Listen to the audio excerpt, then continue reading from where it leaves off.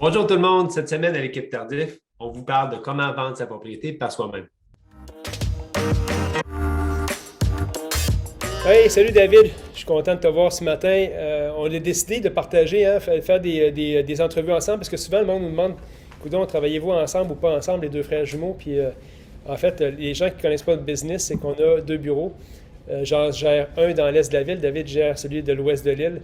Fait qu'on est toujours là, toujours tous les deux très occupés. Mais on voulait prendre un moment plus souvent pour vous voir ensemble, pour parler de sujets d'immobilier puis différentes choses. Puis le but de ce podcast-là, c'est de vous informer le plus, je pense, de ce qui se passe dans le marché immobilier. Puis on vit tellement de situations particulières dans nos équipes qu'il y a plein, je pense, de pépites d'or à vous partager, d'informations qu'on doit vous partager. Alors c'est pour ça qu'on est là avec vous, hein, David? Absolument. Puis cette semaine, c'est important pour moi de parler d'un sujet qui revient régulièrement. Les jeunes nous appellent souvent, puis leur questionnement, c'est est-ce que je devrais prendre un courtier ou vendre ma maison par moi-même? Puis évidemment, les deux options peuvent donner certains résultats. Maintenant, c'est de faire le bon choix. Puis j'ai décidé de discuter de ça aujourd'hui avec Maxime pour s'assurer qu'on avait réponse aux questions des gens qui peuvent envisager peut-être cette option-là. Écoutez, je vous l'ai vu, je fais de la magie, mon fond virtuel a changé. Ceux qui écoutent ça en vidéo sur YouTube voient le fond virtuel changer. Mais voilà, donc on est là pour discuter de ça. On va parler de certaines façons de fonctionner. David, si quelqu'un veut vendre par eux-mêmes, comment on fait? Écoute, je regardais cette semaine au niveau des étapes de vente, puis évidemment, lorsqu'on vend par soi-même, on ne fait pas nécessairement abstraction aux étapes régulières pour vendre une propriété. Puis on regarde dans nos façons de procéder, l'ensemble des courtiers, de partir d'une transaction, de démarrer la transaction jusqu'à la finalisation notaire, c'est plus de 100 manipulations puis 100 étapes qu'on doit faire. Alors, c'est sûr que c'est beaucoup de stock. Si vous voulez vous embarquer là-dedans, soyez prêts. C'est un travail à temps plein, bien évidemment. Puis, dans les faits, il y a différentes étapes. Je me suis pris plein de notes pour pouvoir en discuter avec vous autres. Première étape, évidemment, c'est d'être en mesure de tout mener les étapes à terme. Ce qui veut dire qu'on prend le dossier, puis là, nous, lorsqu'on le prend, évidemment, on va monter la documentation complète. Fait que c'est vraiment important d'avoir un dossier vraiment complet et d'être en mesure physiquement de mener la transaction à terme. Puis actuellement, dans le marché immobilier actuel, Maxime, on le sait, lorsqu'on met une propriété en vente, les gens nous appellent, c'est des demandes d'informations, c'est de valider leur qualification, c'est de les faire visiter, c'est d'obtenir les comptes rendus. Donc, il y a plein de choses à faire. Soyez assurés que si vous embarquez là-dedans, soyez prêts à prendre le lot puis l'achalandage qu'il peut avoir sur votre propriété. Donc, posez-vous la question, est-ce que je suis en mesure, avec le temps que j'ai à investir, est-ce que je suis en mesure de livrer la marchandise puis de vendre ma maison au meilleur prix puis l'offrir au plus d'acheteurs possible? C'est ça, pensez pas que vous prenez une maison à vendre puis que c'est une job à temps partiel, ça devient votre deuxième, puis je dis souvent à la blague, c'est votre deuxième job à temps plein. Vous allez devoir être le PDG de l'entreprise, genre Pierre-Jean-Jacques Immobilier, puis vendre une propriété. Mais pour vous montrer comment c'est compliqué, on va vous présenter une vidéo dans les prochaines semaines qui parle de pourquoi travailler avec une équipe. C'est très difficile parce qu'en tant que PDG de votre vente immobilière, vous allez devoir vous occuper de toutes les étapes, de la qualification aux visites, à négociation, amener le dossier chez le notaire, vérifier les titres de propriété. Puis la plupart des gens, souvent, qui vendent par eux-mêmes puis qu'on reprend leur propriété à vendre, je leur dis, écoutez, je viens de vous sauver 40 heures de job dans votre semaine parce que ça représente ça, et vendre une propriété par vous-même. Puis n'oubliez pas, à travers tout ça, l'élément le plus que vous avez, c'est que vous allez faire solliciter par des courtiers immobiliers pour votre mandat. Vous allez devoir répondre à ces appels-là qui vont être fréquents également. Puis c'est un peu normal parce que les gens, souvent, qui vont afficher par eux-mêmes, tôt ou tard, vont finir par s'inscrire avec un courtier immobilier. Deuxième point que je voulais en venir, Maxime, c'est de fixer le juste prix. Puis c'est là vraiment que c'est pas évident. Dans le marché actuel, je le dis à tout le monde, lorsqu'on prend une propriété en vente, on soumet l'hypothèse la plus probable de vente de la propriété du client. Pourquoi? Parce qu'on en parle, il y a un sous-inventaire qui est vraiment au niveau Amérique du Nord actuellement. Partout, il manque d'inventaire. Les gens, puis là, ce n'est pas une propagande contre ou pour du proprio, là, c'est de dire les gens qui vont prendre le choix, exemple, d'aller sur du proprio, on a tout le temps la remarque, j'ai un évaluateur qui m'a fait une évaluation de la maison. L'évaluation du proprio, évidemment, la question que je pose toujours aux gens, OK, est-ce que l'évaluateur s'est déplacé chez vous pour voir votre propriété pour vraiment bien l'évaluer? Puis la réponse est toujours non, l'évaluateur ne se présente pas. Il va prendre des comparables qui peuvent être plus ou moins bons, très souvent pas les bons parce que ce n'est pas le bon secteur, ce n'est pas la même typologie. Puis il va avec une valeur potentielle de la propriété, ce qui peut nuire, ce qui nuit pas mal tout le temps au client parce que souvent, il n'est pas bien inscrit. Puis, il ne frappe pas la cible. Puis, la cible doit être frappée rapidement. Dans le marché actuel, là, si tu n'as pas eu d'offre d'achat dans les 15 premiers jours, il y a un problème, soit deux choses. Il y a un problème de prix ou il y a un problème de condition de la propriété. Fait que souvent, ce qu'on retrouve, c'est que les gens, fait que si vous décidez de vendre par vous-même, vous allez devoir investir entre 800 et 1000 $, engager un évaluateur agréé qui va aller évaluer votre propriété et puis qui va vous dire, bien, selon le marché, selon les ventes récentes, c'est ce que ça vaut. Normalement, la marge d'erreur va être beaucoup moins grande que ce que les gens font sur du proprio. Puis la stratégie de prix, n'oubliez pas une chose, c'est un des éléments les plus importants parce qu'on voit, les gens confondent les choses. On voit dans les médias que le marché va très, très bien et très efficace. Puis là, ils vont dire de manière contre-intuitive, mais pourquoi j'engagerai un courtier si ça va si bien? Je vais faire par moi-même. Et c'est là la plus grande erreur de la plupart des gens parce que ce que les médias rapportent se passe dans le marché des courtiers immobiliers. Le phénomène de surenchère d'offres multiples ne peut être créé efficacement que par une mise en marché de courtier. Pourquoi? Parce que la transaction est structurée et transparente. C'est ce qui arrive souvent dans le marché qui est en marge. Encore une fois, ce n'est pas contre du proprio, mais on va les nommer, c'est les plus importants qui existent. Le client peut faire ce qu'il veut. Un acheteur immobilier, pour rentrer dans une transaction immobilière, doit avoir un niveau de confiance très élevé dans la transaction pour rentrer efficacement. Fait que là, vous rentrez avec quelqu'un qui ne connaît pas les rouages, qui vous dit qu'il y a peut-être des offres multiples, peut-être pas. Il vous dit peut-être des prix, parce que ça arrive souvent qu'ils vont vous avancer un prix. En tant que courtier, on ne peut pas faire ça. Et là, toutes les cartes deviennent brouillées sur, premièrement, on a un client-vendeur qui ne connaît pas toujours les rouages puis comment bien gérer cette transaction-là. Puis je dis souvent à la blague, j'ai demandé à une de mes amies notaire qui m'avait appelé, elle s'était mise à vendre sur du proprio. Elle avait mis sa propriété à vendre, elle avait accepté une offre d'achat parce qu'elle ne connaissait pas les rouages. Même bien qu'elle était notaire, elle ne connaissait pas les rouages de l'offre multiple. Elle m'a appelé 2 jours plus tard, elle dit « Maxime, merde, j'ai accepté une offre d'achat, j'en ai une de 20 000 plus chère, je peux-tu annuler annuler la première offre d'achat? » J'ai dit « Absolument pas. » Donc, même une notaire qui connaît très bien les transactions, qui transige de l'immobilier, ne savait pas comment la négocier. Puis c'est deux choses complètement différentes. Donc, le processus de mise à prix de négociation efficace pour avoir de la surenchère ne peut pas être fait autrement qu'avec un courtier immobilier. Puis l'avantage de ça, la seule chose pourquoi les gens disent hey, « je ne veux pas m'afficher avec un courtier », c'est pas parce qu'ils aiment ça, c'est pas parce qu'ils cherchent une job, c'est parce qu'ils ne veulent pas payer de commission. L'avantage dans le marché actuel, 95% des clients vendeurs arrivent à payer la commission à même les honoraires de vente, à même les négociations, puis c'est pas rien. Dans les faits, ça va toucher à un point que je vais parler tantôt, Maxime, par rapport à ouvrir le marché à tout le monde. Mais là, tu touches aussi à un point qui est crucial. Lorsqu'on s'affiche sur du proprio, on s'affiche sans courtier, sans commission. Les comparables que du proprio vont te fournir, c'est des comparables qui ont été vendus sur le marché immobilier, incluant des honoraires. Puis pour faire un chiffron, on va parler des honoraires de 5 %. C'est sûr que si vous voulez avoir du succès sur du proprio, vous êtes là pour vous inscrire à un prix un peu plus intéressant pour pouvoir aller chercher des acheteurs qui seront intéressés de trancher avec vous autres. Fait que ce qui veut dire qu'en théorie, il va falloir que les gens sur du proprio, c'est une évaluation, exemple, de 500 000 de ta propriété par un évaluateur agréé ou des comparables utilisés par l'évaluateur du proprio, il faut le baisser de 5 %. Fait qu'en théorie, si ta propriété vaut, exemple, 500 000, tu vas devoir l'inscrire à 475 000 pour suivre le modèle d'affaires. C'est d'adapter le modèle d'affaires du proprio versus ce que l'industrie fait actuellement. C'est sûr que soyez conscients, si vous prenez cette décision-là, il va falloir vraiment ajuster son prix en fonction du marché, donc diminuer le prix selon l'évaluation obtenue d'environ 5 %. Prochain point qu'il faut parler aussi, c'est qu'évidemment, il faut avoir un photographe qui va y aller. Nous autres, chez l'équipe tardive, évidemment, on a quelques photographes avec qui on travaille puis qu'on va sélectionner selon le type de propriété qu'on va avoir. C'est à toutes choses égales, ce n'est pas tous les photographes qui sont bons pour différents types de propriétés, qui ont toutes les mêmes habiletés, qui ont les mêmes équipements. Si tu engages, tu vas faire affaire sur une plateforme à vendre par toi-même, tu as le choix de photographes qui vont t'envoyer, qui font une bonne job en général. Ceci étant dit, est-ce que ça vaut la peine d'investir un 200 $ supplémentaire pour avoir un très bon photographe, pour avoir vraiment des caractéristiques un peu plus architecturales, un éclairage qui est meilleur? La réponse, c'est assurément oui. Fait que là, on a engagé l'évaluateur agréé, on va engager un photographe supplémentaire aussi. Puis là, il faut parler aussi de la fameuse mise en marché. Tu sais, Les vendeurs sur du proprio, ils ont tous cette capacité de vendre par eux-mêmes. La majorité des gens l'ont, la capacité. Maintenant, la réponse, c'est est-ce que la majorité des acheteurs veulent aller à l'étranger avec le vendeur? Est-ce que ça leur tente, eux autres, comme acheteurs, d'aller voir le vendeur et de négocier directement avec lui? La réponse, c'est la majorité du monde, ils ne veulent pas. Ça ne les intéresse pas. Ils ne veulent pas de négocier avec le vendeur. Fait que si tu es vendeur sur du proprio, écoute, tu as tout avantage d'ouvrir ta maison à 100% de la clientèle acheteur.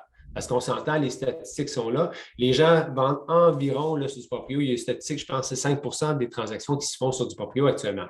Fait que c'est sûr que si on arrive à ce stade-là, c'est vraiment que il faut vraiment offrir à 100% du marché l'ouverture de notre propriété. Tu as tout avantage sur ton annonce à mettre une rétribution bienvenue à tous les courtiers. Rétribution collaborateur à 3%. Si tu fais ça, déjà, tu ouvres ta porte, tu ouvres la porte à la collaboration. C'est clair.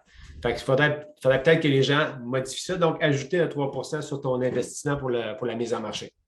Encore faut-il, par rapport à ça, encore faut-il, en tant que courtier, que tu sois à l'affût des propriétés à vendre sur du proprio. En toute transparence, on travaille dans notre équipe avec beaucoup de gens avec des contrats de courtage achat, à moins qu'un client nous pointe spécifiquement une maison sur du proprio. C'est pas là qu'on magasine. On va trouver généralement très facilement des propriétés qui correspondent aux besoins de nos clients dans le réseau MLS, dans le réseau structuré, parce qu'évidemment, si un courtier rentre en transaction sur du proprio, il se retrouve à devoir gérer potentiellement une transaction qui est difficile à gérer, parce qu'il y a une personne de l'autre côté qui ne joue pas avec les mêmes règles du jeu que nous. Et ça, j'avais tous mes clients acheteurs, soyez avisés, que la personne de l'autre côté de la table ne joue pas avec les mêmes règles que nous. Ça se peut qu'elle divulgue de l'information sensible à d'autres acheteurs pour tenter de faire une vente plus élevée que la vôtre, chose qu'on ne peut pas faire dans le milieu du courtage. Donc, bien que, oui, ça prend une certaine pratique, c'est pas gage de succès parce que les courtiers, on voit venir ça de loin, les problèmes qu'on va avoir, qu'on peut avoir, et on veut protéger nos clients acheteurs. Donc, ils nous font confiance pour les amener dans une transaction qui est sécure. Et comme je disais tantôt, plus le niveau de confiance est élevé, plus la transaction va être efficace. Et là, on rentre dans une transaction où le niveau de confiance est très bas. Puis, dans les faits de mail, OK, c'est une bonne pratique d'offrir le 3%, sauf que ça ne t'amènera pas tout le lot des courtiers, comme tu dis. Fait que tu vas peut-être avoir un ou deux courtiers qui vont se présenter à la porte, mais ce ne sera pas 100% des courtiers qui vont prendre la peine de regarder la fiche. La majorité des clients, on le sait, on a des ententes d'achat avec nos clients. Écoute, combien de fois dans un mois qu'ils me demandent d'aller visiter un du proprio? Écoute, ça n'arrive pas. Ça arrive, mettons, 2 fois par année que quelqu'un me dit « Hey, on va-tu visiter un du proprio? » Fait que les gens ils ne regardent pas ce marché-là. Puis la réputation, souvent, c'est ils sont trop chers. Ils sont souvent trop chers. Puis pour la raison qu'on a dit tantôt par rapport à l'évaluation qui a été faite à la base, pas le client qui est en faute. C'est le modèle d'affaires, c'est les services qu'offre l'entreprise de surinscrire ou de surévaluer la propriété. Puis les gens sont convaincus qu'ils sont à la bonne place dans le prix à ce moment-là. Évidemment, tu nous as parlé tantôt, c'est au niveau de la négociation de son offre d'achat. Comment négocier son offre d'achat efficacement? C'est sûr qu'il faut se battre à armes égales, tout le monde. Il faut avoir les mêmes façons de travailler. Mais souvent, sur du proprio, ce qui est plate, c'est que le vendeur utilise peut-être des fois des stratégies qui ne sont pas nécessairement honnêtes avec l'acheteur. Souvent, ils vont aller divulguer le prix d'une offre d'achat reçue à l'autre pour essayer de faire modifier ou monter les enchères. C'est important de faire attention parce que je le dis tout le temps en négociation, quand tu étires l'élastique, il va finir par casser, c'est sûr. Il faut être prudent de la façon dont tu fais les choses, puis tu négocies, puis il faut que tu le fasses en respect entre les parties aussi. Là. Puis moi, en toute transparence, je suis un expert, c'est mon travail, vendre des maisons. Je ne suis pas chirurgien cardiaque, je suis courtier immobilier. J'ai pris une pratique avec les gens qui sont sur du proprio pour les très rares fois que je vais aller négocier avec des gens qui sont sur du proprio. En toute transparence, ils ne se battront pas nécessairement à armes égales avec moi parce que j'ai appris à les préparer. Donc, moi, je leur envoie les formulaires d'avance qui sont vierges. Ils savent exactement ce qu'ils vont avoir comme formulaire. Étudiez-la, parce que je m'en viens qu'une promesse d'achat et le délai de réponse va avoir environ 2 heures. Donc, si elle vous intéresse, tant mieux, sinon on va aller ailleurs. Ça met une pression sur la transaction, mais ça protège mes clients pour pas que quelqu'un se promène avec l'offre d'achat puis aille négocier, dire hey, écoute, j'ai reçu une offre avec un courtier, voici ce que c'est. Et puis là, ils se trouvent dans une situation où ils disent ouais, OK, là, je suis un peu pris, j'ai un courtier qui a l'air à connaître son affaire, qui est devant moi, qui n'entend pas à rire sur comment ça va gérer. Et puis là, évidemment, si mon travail, c'est de négocier efficacement, je suis habitué, je le fais tous les jours. Donc, je m'assure d'avoir le maximum pour mes clients et que ça se passe bien pour eux. Fait qu'on ne serait plus à armes égales, généralement. Oui, puis honnêtement, c'est super intéressant parce que la dernière fois, j'étais étranger une offre d'achat avec une personne en vente sur du proprio. Je lui ai posé la question avant d'y aller. Je lui ai dit, écoutez, je vais me déplacer, mais je dois avoir la confirmation de votre part que je me déplace, je vous présente une offre et vous êtes en mesure de prendre une décision maintenant. Puis sinon, je ne vais pas y aller parce que sinon, ils vont se promener avec l'offre d'achat et tout ça. Mais normalement, ils vont dire oui, OK, je vais être prêt à prendre une décision maintenant. Ça ferme les portes à toute la manipulation de l'offre d'achat qu'il pourrait y avoir par la suite.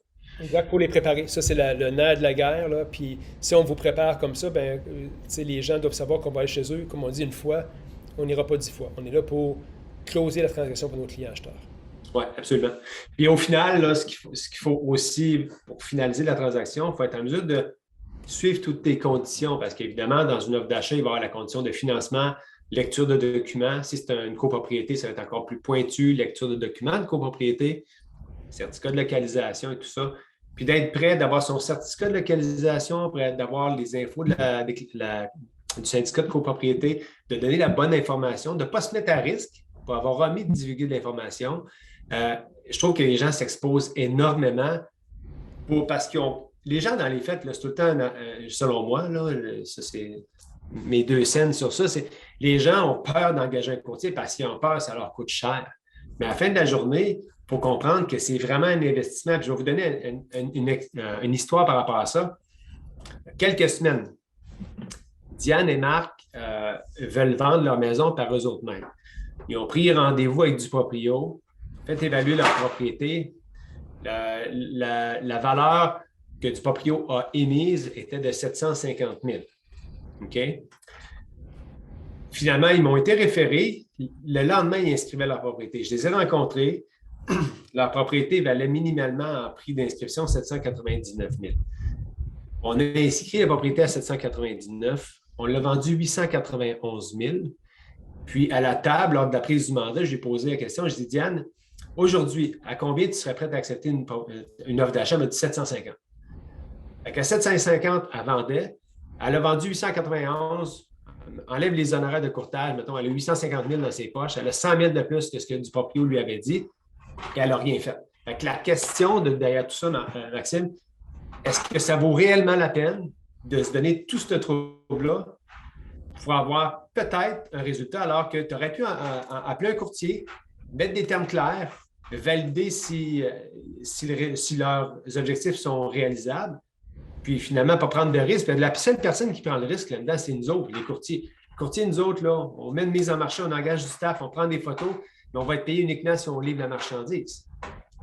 Puis le coût par inscription, le risque qu'on prend est plus grand que l'abonnement, le coût de l'abonnement à du proprio, qu'on prend une propriété à vendre. Si on fait notre coût par inscription qu'on a en tant que courtier, puis on gère une équipe, c'est ça. Puis par rapport à ça, le seul moment où vous devriez prendre un forfait à vendre par vous-même, c'est si tu as essayé avec un courtier immobilier, tu as vu ce qui s'est passé, tu as vu ce que le marché avait à dire sur ta propriété, tu t'es dit, garde, sais-tu quoi, non, il n'y a rien qui a fait mon affaire, je vais l'essayer par moi-même, go, parce que tu as vu exactement ce que le marché avait à dire sur ta propriété. C'est le seul moment que tu dois prendre un forfait à vendre par le propriétaire, c'est une fois que tu as tout essayé. Là, tu es tanné, ça n'a pas marché, tu vas t'afficher par toi-même 6 mois plus tard. Mais prendre le risque, parce que vous allez toujours vous poser la question, est-ce que je l'ai vendu au bon prix, oui ou non, ma propriété, et vous n'aurez jamais la réponse jusqu'à temps que votre voisin se mette à vendre, puis qu'il vende plus cher que vous. Parce que la plupart du monde qui sont sur du proprio cherchent des aubaines. Ils ont dit, moi, je ne vais pas faire affaire avec un courtier immobilier, je veux avoir un deal sur la propriété que je vais acheter. En marge du marché immobilier, c'est un peu moins actif, fait qu'on va aller essayer ça là. Et c'est ce qu'on voit fréquemment. On parlait d'erreurs tantôt, j'ai des clients que je rencontre pour vendre leur propriété, qui ont acheté une propriété sur du proprio, exemple, qui ont leur vendu 1000 pieds carrés, qui était brut, qui n'était pas un vrai pied carré, qui se retrouvent avec un condo de 850 pieds carrés. Ça n'a pas été vérifié. Il n'aurait pas dû payer le prix qu'ils ont payé pour la propriété, puis ils se retrouvent 4 ans plus tard à savoir ça, puis il me dit, Maxime, avoir su. Et ces gens-là avaient des recours. S'ils avaient vendu ou acheté avec un courtier immobilier, ils auraient regardé ça, ils disaient, écoute, ça ne tient pas à route, le pied carré qu'on a, c'est pas ce qu'on.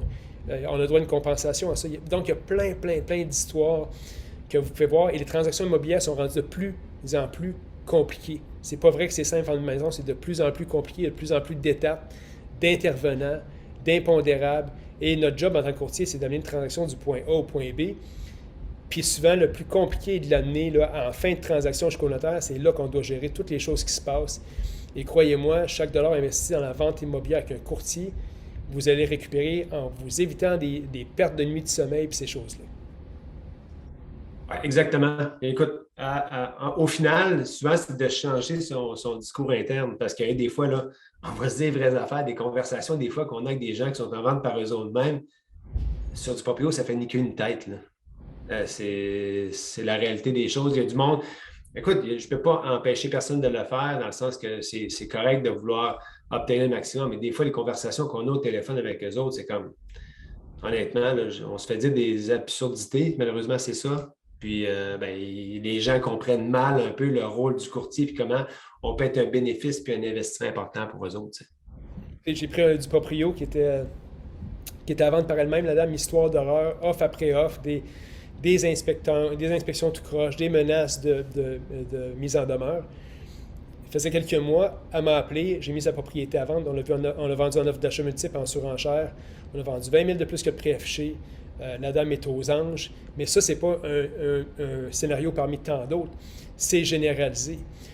La plupart des clients du proprio qui ne seront pas satisfaits d'un courtier immobilier, c'est qu'ils vont avoir été sollicités par un courtier immobilier qui va leur avoir fait un genre de package hybride entre du proprio puis une mise en marché standard, qui s'en occupera pas trop, qui met des règles floues sur comment ça peut se passer, genre, si vous trouvez l'acheteur, pas de problème, on va annuler le contrat, on va continuer, vous allez pouvoir aller de votre côté. Ça, c'est le seul moment où le client va dire « Ouais, finalement, j'aurais dû continuer avec du proprio, parce que le service que j'ai eu du courtier, là, c'était vraiment pas adéquat. » C'est le seul moment. Fait que si vous êtes quelqu'un sur du proprio puis vous magasinez une nouvelle option, allez pas dans la demi-mesure. Prenez le service complet d'un courtier avec une vraie mise en marché, puis c'est là que vous allez être satisfait. Si vous mettez un pied dans du proprio, puis un pied avec un courtier immobilier, je vous garantis que vous allez faire le grand écart assez vite, puis ça fait mal.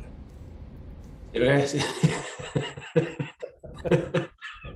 Oui, absolument. Puis on le voit beaucoup, hein, parce que souvent, c'est la première option. Les gens vont se faire offrir un super package, le 0%, le 1%, le 2%, puis là, ça monte en échelle. Puis au final, ils finissent tout le temps par payer minimalement 4%. Puis honnêtement, c'est... C'est le grand écart dans l'échelle, là. Oui, exactement. Fait que ce qu'on appelle communément la split. Fait que, voilà. Écoutez, on vous revient la semaine prochaine avec un autre épisode. N'hésitez pas si vous avez des questions. Puis si vous voulez voir plus de contenu de nous autres, allez donner un peu d'amour à la cloche sur YouTube, allez vous abonner. Vous allez avoir accès vraiment à toutes nos nouvelles publications.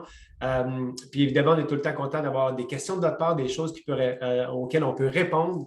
Alors n'hésitez pas, ça va nous faire plaisir. On est là pour vous éduquer dans le marché immobilier. Aucune question va être rejetée, on va répondre à tout, donc allez-y, posez-nous vos questions, puis je pense qu'on va avoir du plaisir ensemble, donc merci. Merci David.